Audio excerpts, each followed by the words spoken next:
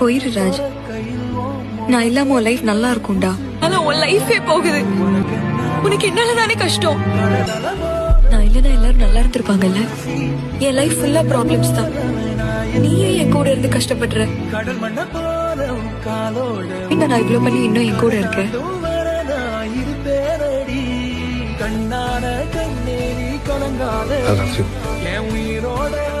யாருக்கும் மேல வச்சிருக்கிற பாசம் மாற போறதில்ல.